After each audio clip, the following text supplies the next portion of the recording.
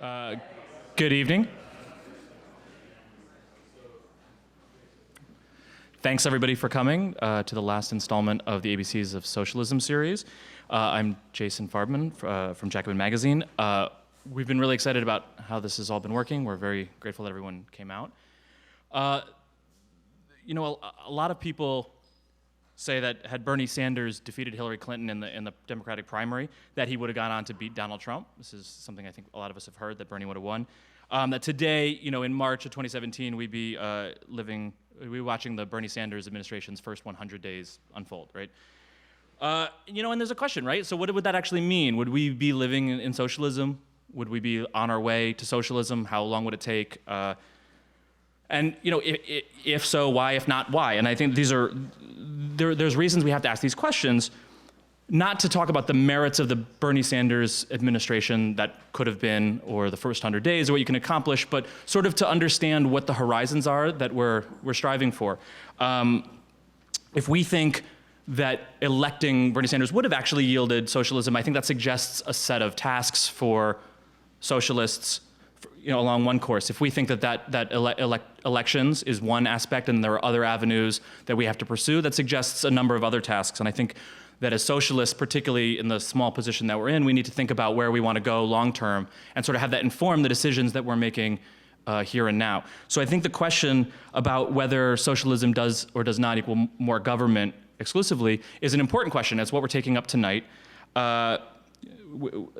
We'll have Chris Maisano here to take this up. He's the one who wrote the chapter, Isn't America Already Kind of Socialist? From the ABCs of Socialism, which is it's a book that Bhaskar Sankara and the editors of Jacobin magazine compiled. It's a series of essays taking up important, commonly asked questions from people who are coming around to socialism and people who have been around a little bit who still want to sort of grapple with some of the more fundamental questions. So I'm really pleased that Chris is here with us today. He's a contributing editor at Jacobin, who's been writing for us since the very first issue, some fantastic pieces. He's also a union staffer in New York City. But every time I read one of his pieces, or you know, I'm lucky enough to be in one of the Jacobin Brooklyn Reading Group breakouts with him, I find it incredibly enlightening. I think he has an ability to sort of step back and draw out what are the key points that we have to start considering so that we can actually grapple with the bigger questions. So I'm really glad he could join us here tonight. We'll have Chris speak for about 15 minutes, and then we'll have a quick discussion, him and I, and then we'll turn off the camera, let the folks at home go do whatever they're doing, and we'll have a longer discussion here with the audience. So with that said, I just want to thank Verso Books. They not only published the ABCs of Socialism, which is over here on sale as people leave, but they've been hosting this event, they've been running the live stream. We're really very grateful for them for their participation, and we're really thankful that Chris Maisano could come and present on his chapter and speak with all of us tonight. So let's welcome.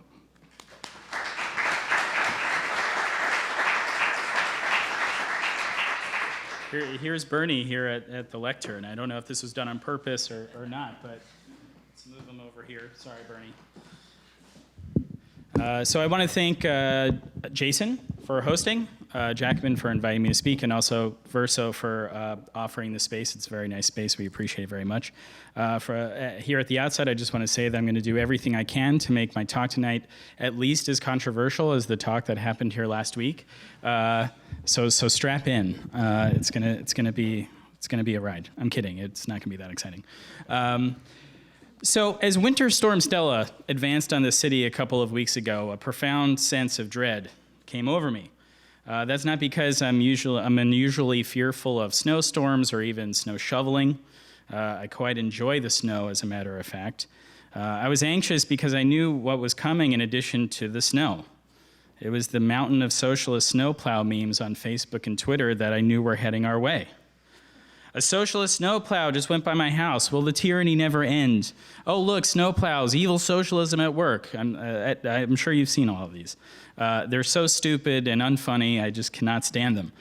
I feel kind of embarrassed to admit to all of you that outrage at dumb liberal memes was the thing that inspired me to write my article on the state for the ABCs of Socialism book. But it was. I'll take my inspiration anywhere I can get it.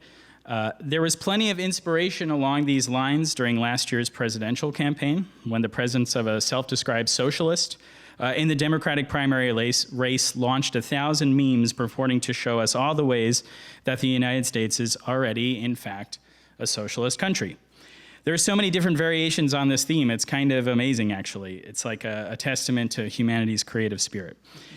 So I think the best one was put out there by People for Bernie, and it's the one that I single out and kind of pick on a little bit in my article. The heading at the top of the image says Socialist Programs in the United States, and it's followed by a dizzying array of government agencies and activities. I actually counted them up. It's 55. I'm going to read them to you. These are the socialist programs in the United States. The Department of Agriculture, Amber Alerts, Amtrak, public beaches, public busing services, business subsidies, the Census Bureau, the CIA, federal student loans, the court system, dams, public defenders, disability insurance, the Department of Energy, the EPA, farm subsidies, the FBI, the FCC, the FDA, FEMA, fire departments, food stamps, garbage collection, healthcare, public housing, the IRS, public landfills, public libraries, Medicare, Medicaid, the military, state and national monuments, public museums, NASA, the National Weather Service, NPR, public parks, PBS, the Peace Corps, police departments, prisons and jails, public schools, Secret Service, sewer systems, snow removal services, Social Security, public street lighting, the Department of Transportation, USPS, the Postal Service, vaccines, veteran health care, welfare, the White House, the WIC program, state zoos, hashtag fuel the burn. So there you go, the 55 socialist programs in the United States. So the only commonality here is that Uncle Sam is the person doing all of these things. And indeed, Uncle Sam is right there on the image, pointing and staring at us in that weird and unsettling way that he has. Some of the things in the list directly serve social needs, and some involve some measure of income redistribution. Some seem thrown in for no good reason at all. Others are basic operational activities that any modern government, regardless of its political or ideological orientation, would carry out. And still others involve the vast apparatus of coercion and force. The FBI somehow gets into this list as an example of a socialist program. For all of Bernie Sanders' virtues, and there are many, his campaign for president didn't really help us address or clarify these issues. At one campaign stop, he seemed to endorse the thinking behind the most simplistic of these memes. He said, when you go to your public library, when you call your fire department or the police department, what do you think you're calling? These are socialist institutions. So by that kind of logic, any sort of collective project funded by tax dollars and accomplished through government action is socialism or a form of socialism. To me, at least, I think it's not difficult to see the problem with this line of thinking. In a country as deeply and reflexively anti-statist as the United States, the identification of socialism with government is perhaps the worst possible rhetorical strategy the left could adopt. Like the DMV, "You'll love socialism" isn't a slogan that's going to win us many followers, converts, adherents. More importantly, conflating all government action with socialism forces us to defend many of the most objectionable forms of state activity, including those that we would want to abolish or get rid of in any kind of free and just society. To me, it's one thing to identify public libraries with socialism. They operate according to democratic principles of access and distribution, providing services to all regardless of one's ability to pay. They would be one of the most important institutions in any kind of socialist society worthy of the name. But it's quite another to include the police. If the forces responsible for killing Eric Garner, Marley Graham, Sean Bell, and so many others exemplify socialism in action, then I don't think any kind of person who wants freedom and justice should be a socialist. The idea that any government activity is synonymous with socialism has major political and strategic implications for us on the left. After all, if our country was already at least partly socialist, then all we would have to do is keep gradually expanding government. We wouldn't have to change the purpose of any existing government programs, nor would we have to reform the administrative structures of government agencies, of the state system. And because all of these purportedly socialist programs have been won without fundamentally challenging private property, there would be no need for a break with the owners of capital and their political allies. All you'd have to do is keep electing sympathetic politicians to office and let them keep legislating their way to even more socialism. So let's look at some of the major government interventions or expansions that have happened under recent decades. Some of these have even taken place under Republican presidents and governments. The Earned Income Tax Credit, Medicare Part D, Obamacare. None of these interventions did much of anything to strengthen the power of workers or to undermine the power of the market over our lives. Now, these are all big and expensive programs, and many people have benefited from them to some degree. The expansion of Medicaid under the Affordable Care Act in particular, I think, stands out in that regard, and that's something that survived the Trump administration, at least for the time being. But these and other programs still provide disproportionate benefits for capitalist interests. Let's take the Earned Income Tax Credit. The EITC does help a lot of low-wage workers, but it's also an indirect subsidy for low-wage employers. Medicare Part D offers some subsidies for low-wage seniors, but it's widely viewed as a costly giveaway to the pharmaceutical industry. You could just ask my mom about the donut hole in the program that makes her and millions of other seniors, Medicare beneficiaries, responsible for a big share of the cost of the medications that they rely on. Whatever its other benefits, the heart of Obamacare is a multi-billion-dollar subsidy for the insurance industry. That's what the mandate is. That's what the exchanges are. The point is that the sheer size or scale of government spending alone tells us very little about the political content or the political direction of state action. So what accounts for all this? Why is the game so rigged in favor of business?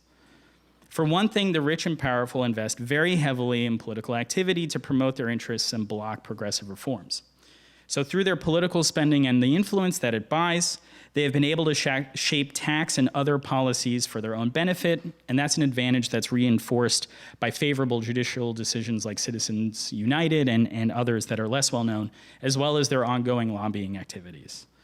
According to a widely noted 2014 study by two political scientists, the political dominance of the wealthy is now so pronounced that average citizens exercise, and this is their words, near zero influence over government policymaking. I think it's also worth noting that representatives, people from the middle and upper classes, also hold many of the most important posts in government, whether they're elected or appointed, and that they tend to share a common set of interests and values predicated on defending the system as it is and protecting it against challenges, wherever they may come from, but I think particularly against those coming from the left and from below, from workers, from the poor. So these direct forms of influence are not the only way that powerful interests shape government action. The tax revenues and the debt financing that governments rely on to fund their activities are directly related to the state of the capitalist economy, its rates of growth and profitability. If the level of economic activity declines, perhaps because capitalists are not happy with reforms that benefit workers or other popular interests, the state will find it increasingly difficult to fund its activities, which in turn has the opportunity or has the chance of hurting its standing in the court of public opinion. It has the potential of delegitimizing it in the eyes of the public. Because private capitalists maintain control over investment, they have a very, very powerful card to play when they think government policy runs against their interest, even if it's not actually in their interest. They just have to think that it is. Often, if capitalists aren't induced to make investments through business subsidies or other incentives, they'll just simply refuse to invest. In some cases, they would still do that investment anyway, even without the incentives. So the case of real estate development here in New York, I think, offers a very good example of this. The developers, the investment companies, they're still able to get the subsidies or the incentives anyway, and legislative efforts to end or at least reduce them often come to nothing. If you've never heard of New York's 421A tax exemption program for real estate development, I suggest that you check it out. It's pretty egregious. The city spends billions of dollars on it every year. The companies don't need it to do the investment. They get it anyway. Consequently, there is a strong tendency for politicians and bureaucrats in the state to align their policy decisions with the interests of capitalists in the private sector. Preserving what a lot of people call business confidence is a major constraint on the formation of public policy, and it's one of the main reasons why government action is so favorable to capitalist interests. It's also how they're able to kind of conflate or identify their own interests with a larger public or national interest, because under a capitalist system, there's some truth to that claim, because we're all dependent on income and employment from capitalists in order to make ends meet, unless you happen to be one of the lucky ones. In the absence of popular organization and militancy, government action is going to do little to shift the balance of power away from capital and towards labor, or to undermine market discipline instead of deepening it. So simply electing politicians to office or watching the government expand by its own momentum or initiative is not and never will be enough. Economic power is political power, and under capitalism, the owners of capital will always have the capacity and the ability to undermine popular democracy, no matter who's sitting in Congress or the White House. Now, I don't want to create the impression that winning progressive reforms under capitalism is completely impossible or doomed, because that's clearly not the case. It's happened before. But these kinds of reforms have only been won on the strength of direct mass struggles against employers, against the state, against other powerful institutions. I hope we're going to have some time to talk about this question in the Q&A session. I think we will, because it's one of the most important questions that we face as socialists. And I think that is definitely the first question that we would have been forced to answer had Bernie Sanders actually managed to become president, as Jason talked about in his intro. So in order to withstand the inevitable backlash from capitalist and conservative forces, any kind of socialist government, whether it's Bernie Sanders or any of the other examples from history where socialist governments and politicians have been elected, they would need to draw on mass popular support and direct participation in the affairs of government by the people supporting these movements, by the people supporting these parties. This would entail not only creating more democratic organs of government, but it would also entail dramatically overhauling the state agencies and administrative structures that run the government every day. Now, this is something that I think we on the left very often overlook, not because it's frankly kind of boring. It's much more interesting, I think, and fun to study almost anything else that you could possibly think of than the civil service or the organizational structures of government agencies. Does anyone in the room read the Chief Leader newspaper? Two people. I was expecting almost less than that, but two people. So the Chief Leader is a newspaper. It's actually extremely rare. It's one of the only newspapers in the country, I think, at this point that covers labor on a regular basis. It covers the civil service system and public employment. I think it's great, but I can understand why someone's eyes would glaze over at reading stories about civil service exams or administrative law. It's just not for the faint of heart. So in my article, I briefly mentioned that public service employees and their unions might play a key role in the process of transforming the state. This is partially because the strategic location of many such workers in the state system or in the government gives them the capacity, potentially, to support or impede, either openly or through more kind of subterranean methods, the implementation of public policy. And this is kind of a variation on a point that Vivek Chibber made on his first talk about the power of workers in the first segment in the series. In my mind, the rather remarkable opposition of many federal workers, union and non-union alike, to the Trump administration's policies so far gives us a glimpse of the kind of leverage that often goes unused in this arena. And to me, at least, I think it's interesting to talk about how the civil service, how government employees, how federal workers would have reacted to Bernie Sanders if he had been elected. We also need to think about the role, We also need to think about the role of public service employees and their unions in transforming state structures, not only because they've got the leverage to do so and we're interested in that, but because they have, in many cases, a direct interest in doing so. In many respects, this would dramatically improve the quality of their jobs on a day-to-day basis. I mentioned public libraries at the beginning of my talk as a positive example of government action. The prominent Marxist theorist Eric Olin Wright, who I believe actually also has a chapter in the book, The ABCs of Socialism, he often likes to talk about public libraries as what he calls an example of a real utopia, because the distributional practices of these kinds of institutions embody the principle of to each according to need. But as someone who's worked in the public library system here in Brooklyn, I can tell you that working in one doesn't always make you feel like you're in a utopian space or a utopian setting. Many patrons of the library, I hope there are many of you in this room, would probably also say the same thing if you've been in one recently. So while workers' struggles in the public service don't necessarily take on the same forms as their counterparts in the private sector, I think many of the issues that motivate them are still the same, or at least they're very similar. So when I worked at the library, my coworkers and I had to deal with de-skilling, we had to deal with job combination, arbitrary discipline, bad management, a lack of participation in the setting of organizational policy. The list goes on. Any of the things that you would encounter working anywhere. Most of us went into the public service to serve the public, and we did get to do that to a significant extent. I have a lot of fond memories of my time working as a young adult librarian in Bensonhurst. I'm not trying to say that the library is terrible and that you should stop going there, boycott it, burn it to the ground. I'm not saying that, quite the opposite. The point is that despite the positive social goods that the best examples of government action provide, their internal structures don't prefigure the kind of society that all of us want to build. They too need to be transformed. So in a socialist world, public schools, welfare departments, planning agencies, courts, and all the other government agencies that you could possibly think of would invite workers and the recipients of these services or activities to participate in the design and implementation of those services. A revitalized and reformed public service union movement or labor movement could play a key role in this process or this project, organizing both the providers and the users of public services to radically transform the administrative structures of the government. I just kind of want to put like a concrete example or an idea or demand on the table here to kind of flesh this out. Why shouldn't public service unions open up their collective bargaining sessions, not just to their workers, which they should do, and many don't do, their members, but also to representatives of the people who use the services that are offered every single day. I think this would be a very good way to both get out in front of the attacks that are happening against the unions every day, many of which entail proposals for open bargaining.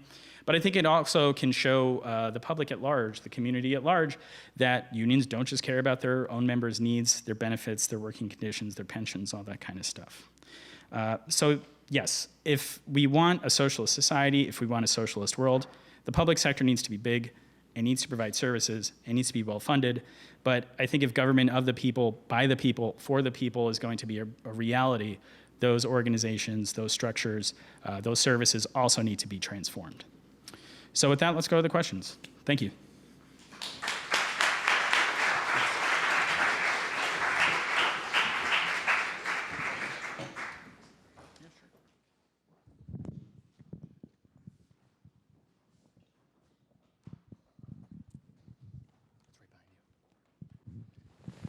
Thanks, Chris. That was really great. You cover a lot, both in the chapter and in the talk just now. So I'm not asking you stuff that's sort of new, but I want to maybe dig into a couple of the things that you raised in a little bit more detail. So let's imagine Bernie was elected, right? Yes, I have. Oh. Is this on? It is now, yeah. Yes. Okay. So let's imagine Bernie was elected. It's, we're in the first 100 days of the Bernie Sanders administration. We're looking, out at Bernie Sanders now controls, the U.S. state, the U.S. military, the most powerful military in the history of the world. Right. Yeah, and I mean, the suggestion here, it's sort of embedded in the arguments that you make that that doesn't automatically make socialism. That you say that there needs to be a decisive confrontation with the owners of capital and their political allies, right? So just, I think you got it a little bit. I just was hoping that you could say a little bit more about why does Bernie Sanders being at the helm of all this not automatically mean that our lives will sort of be transformed in the way that we would like them to be? Sure. It's a great question. I've thought a lot about this over the last couple of months because I do think, this is impossible to know. It's pure speculation. Many people say, oh, Bernie would have won if he had been up against Trump. I think that there's probably a pretty good chance that he would have won for a number of reasons that we can or don't have to get into tonight. But yes, he would have faced a number of extraordinary difficulties in seeing through many of the most basic aspects of his program, whether they're single-payer health insurance or any of the other things that he talked about on the campaign trail. Not to mention the fact that he would have come into possession of, as you pointed out, kind of the imperial state, the military, the FBI, the police, all the other things mentioned in the 55 socialist programs that I talked about before. Why wouldn't that necessarily have resulted, on Inauguration Day in socialism or even kind of a movement in the direction of socialism? I think there's a few things to it. One, the state of the left and social movements in this country is extremely weak.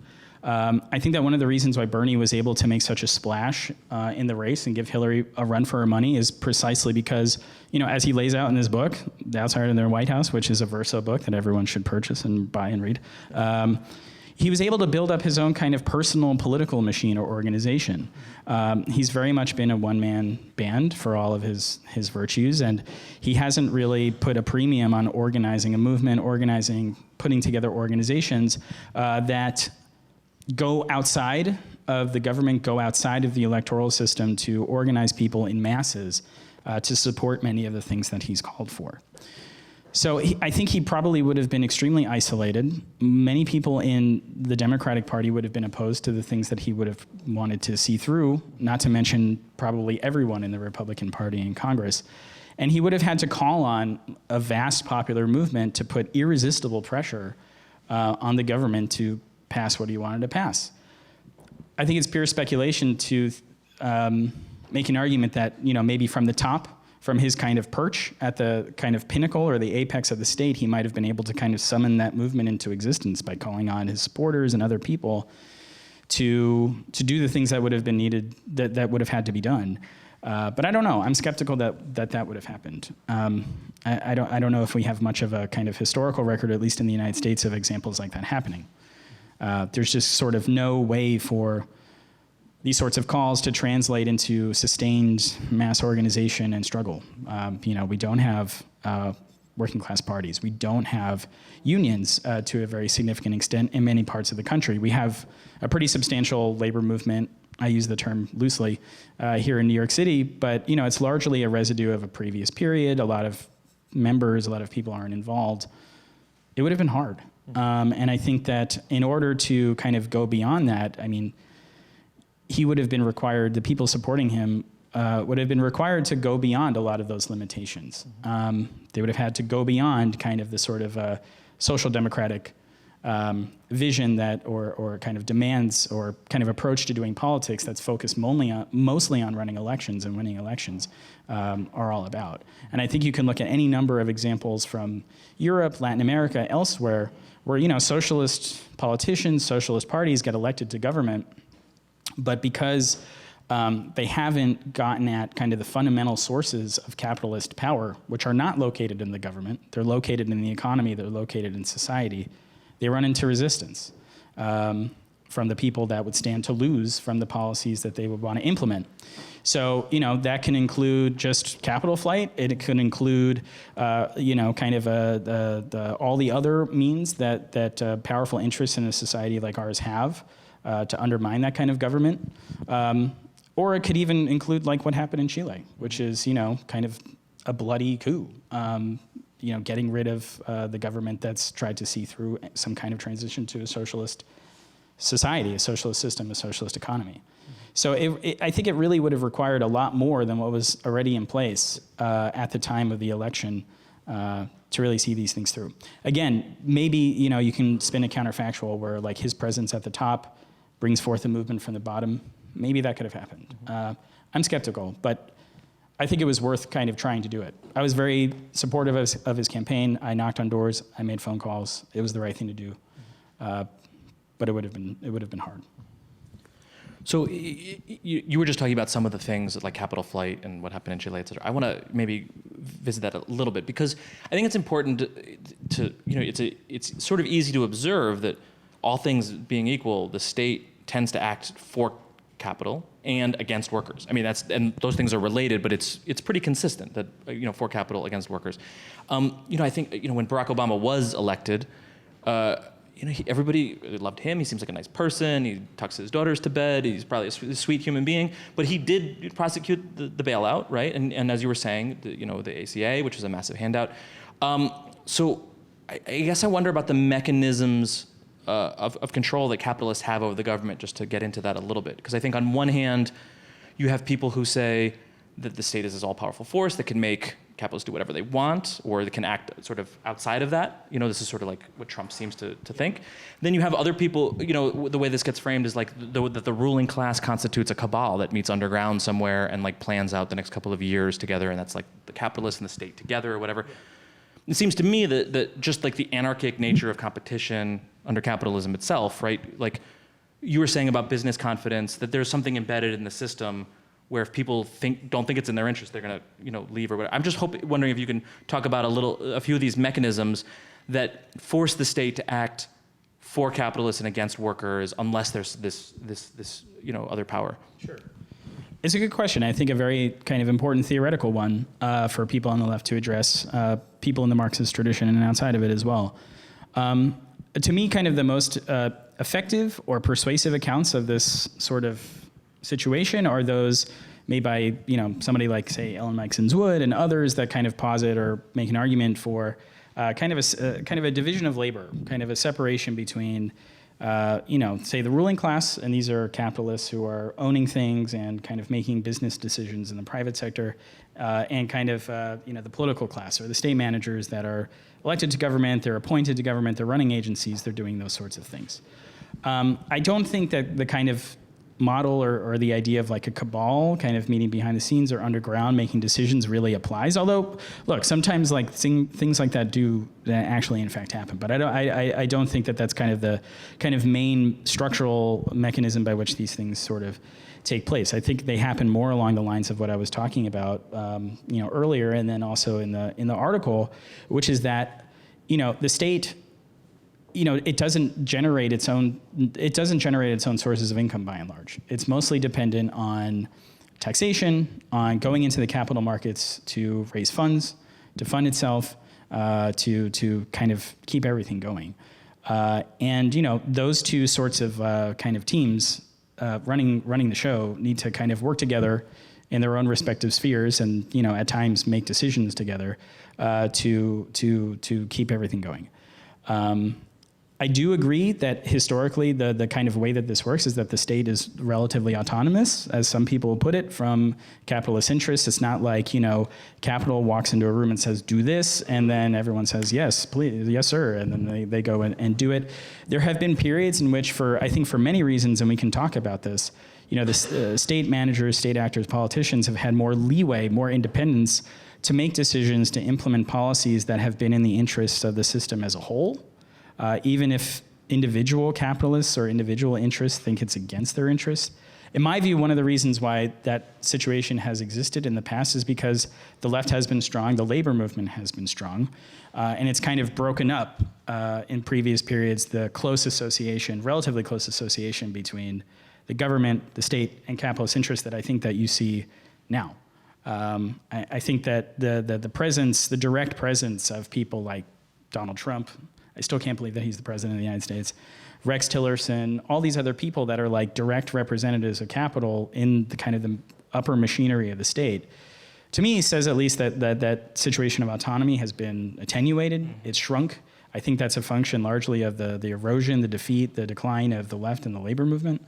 But yeah, by and large, I think that under capitalism, there is that division of labor. Business does its thing in its sphere, government does its thing in its sphere. They have to make decisions jointly in some capacity, but yeah, it's not kind of a crude sort of people walk into a room and give orders and you must do this. I think there are kind of more impersonal and structural mechanisms at play that mostly have to do with the fact that, yeah, under capitalism, economic activity, all that sort of stuff happens in the private sector, and it's done by capitalists, and the state relies on it. And so I think this is an important point, because this separation, I mean, if we were to think about the total unity of the U.S. capitalist class combined with the U.S. state, combined with the U.S. military, which is the most powerful military in the world history, we're talking about, the things don't look very good for our side. No, I wouldn't. that sounds horrible and terrifying. Right. If that was the case, then I would just pack it up and leave. Yeah. I'd live my life somewhere comfortably and not have to worry about these things. So, I mean, I think the good news is that doesn't exist, right? And so when we say all things being equal, the state will act in the interest of capital, that's, barring the presence of a counterweight yes. sort of from below, from working class struggle.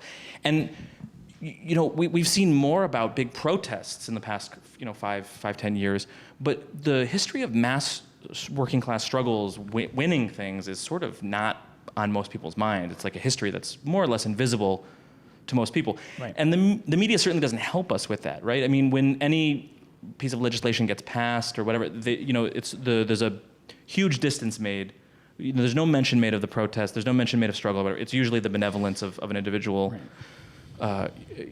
Democrat or the politician. And then when people do get together for protest, it's usually covered either as like, what are these people doing, wasting their time on a Saturday, or or they're blocking traffic, or they're going to cause property damage. So, like the coverage tends to focus on some, as if it's a mania, right? So, can you talk about a few examples when these progressive reforms were won through mass struggle? Sure. Yeah, it's a great question. Before I directly address the question, I kind of want to come back to a certain extent to the previous question and kind of talk a little bit about conditions under which I think it gets at both conditions under which gains of progressive reforms might be won. I think over the past few decades there's been a remarkable unity. I think within capital, both domestically and then between capitalist interests across the world. I think ever since the 70s and 80s, I think they're fighting all the time over questions of policy, over trade, over all that kind of stuff. But you don't see the sorts of I think all-out conflicts between different sectors of capital, either domestically or between countries, that you would have seen 100 years ago. And I think that the relative decline in those sorts of conflicts or disagreements or splits within that class have made it extremely difficult for social movements, for political movements, to make gains. Because if the other side is united, if they don't have any major disagreements, then it's much harder, I think, to wring concessions out of them. I think that there might be a possibility with what Trump seems like that he's serious about and might want to do, that he might actually start opening these kinds of fissures, both within the country, between sectors and sections of capital that are more internationally oriented, that are more interested in trade and selling their stuff in other countries, and those that are more interested in making and selling things at home. And I think we see a lot of this over his tax proposals, which I think may be in jeopardy at this point, but at least as they were kind of initially formulated and talked about, we're really pitting domestically oriented firms against internationally oriented firms. And also, at the same time, raising the possibility of increased conflicts between the United States and other countries through trade and tariffs and all this kind of stuff. Conflicts that have, they still exist, but by and large, I think have been subsumed through these international institutions like the WTO and the kind of global system of trade and what have you. I think the fact that these are now these conflicts may be now on the table could potentially open up some opportunities for popular movements to make gains. At the same time, you don't want to see, the United States risking trade wars with China, because trade wars tend to be followed by shooting wars. And in the 21st century, you do not want to have a shooting war between the United States and China. That would not be good. So that's, I think, another question that I think we can talk about. It's like, historically, these are the conditions under which the left has made gains in the past. Are they off the table now? Or if they're not off the table, do we even want those conditions to come back? Because the potential implications of them are so bad.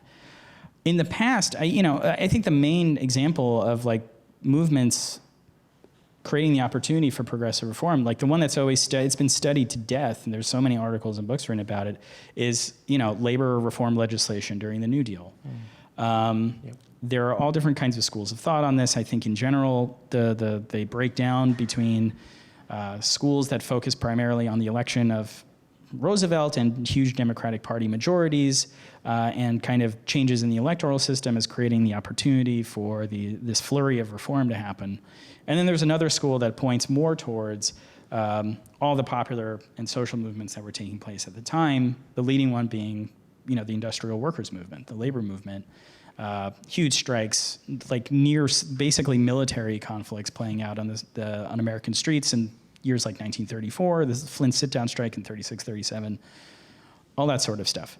So traditionally, I think progressive movements have made gains during periods in which there's conflicts between sections of capital, and that was happening during the 1930s. There were all kinds of fights over how the international order, how the domestic economy were going to be structured in the midst of the Great Depression, and who was going to win and who was going to lose. All of that happening in the midst of this massive upheaval from below, happening in the context of the biggest economic collapse we've seen. So yeah, I think that there's kind of two things at work. Are there splits among the people that have power because if there are splits, it's easier to win concessions out of them. And then are there movements from below, electing people to office, because I think that we need to do that. I don't think that we need to abstain from electoral politics entirely, but also, are there people organizing? Are there people on the streets? Are there people making trouble? Mm-hmm. And I think those two things together have tended to be kind of the way in which these things have happened. If one or both of those things are missing, I think the chances of us making any kind of significant gains are not high. They're pretty low. Okay, so I guess my last question is wants to build on that a little bit. So I think the argument that you make is very convincing, that we're not going to achieve socialism just by having the government spend more or become bigger programs by expanding government. So I think that it's also the case, and say if you think this is wrong, but that we're not going to either just win reforms from below in a piecemeal way, and then all of a sudden we have socialism. So we're talking about a major just transformation. We've talked about this in earlier sessions about the difference, what a socialist society might look like versus a capitalist society. And we don't have time to get into it right now, but we're talking about a massive transformation. And so I guess I'm wondering if you could explain, because I think it's absolutely true that reforms are necessary, both in the now, to win things, but also how does the struggle for reforms and what you're talking about build towards a struggle, an anti-capitalist struggle, a struggle for socialism? Yeah, I think that's an important question. I think, and this is one of the oldest arguments on the left. It's been going on for at least 100 or more years. It's not resolved, as most things aren't. But I think that, I think that the basic contours of the argument are still the same, more or less. My own view is that there are a lot of people that make the argument that, you need to win some small victories here and there, kind of raise people's confidence, and that they kind of add up quantitatively to something bigger. That they kind of raise people's spirits and they mobilize people and they push them on to do greater and bigger things. I'm honestly not sure if that's really how it works. I mean, my own, if history is any guide, then I don't think it necessarily works that way. I think that we tend to see periods of reform happen in relatively short time frames, in big bursts, and they don't tend to happen, primarily by electing people to office, stepping back out of the ballot box, letting them do their thing inside the state, and then you have some reforms and everyone's happy. You need to elect people. You need to, kind of displace the forces within the government that are against the reform. You need to displace the forces within the bureaucracy and the state sector that are not going to implement it if you pass it. But at the same time, unless you've got, those masses of people organized, moving, making trouble outside of the state system, outside of the government, it's much easier for the system to change the people that go in than it is for them to actually change the system once they get in. And I think just the nature of people's lives, the nature of people's abilities to make change and to be involved in these kinds of struggles under capitalism makes it necessarily episodic, makes it necessarily just come in waves. You can't be permanently mobilized. You can't be out in the streets all day, every day, organizing for socialism and calling for the overthrow of capital or something. It doesn't happen. People have lives to live, and I think that the experiences of things like Occupy Wall Street really showed that. It's like there were people that could afford and were able to be there every single day camping out, but the vast majority of the people that make the society run every single day, they couldn't be there all the time. They just simply had stuff to do. So I think these things are necessarily episodic. They necessarily come in waves. They happen in bursts, and you wind up winning things that are not full-blown socialism, but are reforms that both make people's lives better and point in that direction, not simply by the kind of gradual, kind of like electoral and peaceful, completely peaceful, non-confrontational route. It has to happen through, kind of those methods as well. People outside the system organizing, causing trouble, and being disruptive. That's the only way it can happen. I don't see any other path to that at all. It just won't work. Awesome, thanks. I think there's a lot in the talks. I think there's a lot that we can hopefully draw out in the Q&A. We're going to let the folks at home go now, and we're going to kick it back to Q&A. But let's thank Chris Maisano for this talk.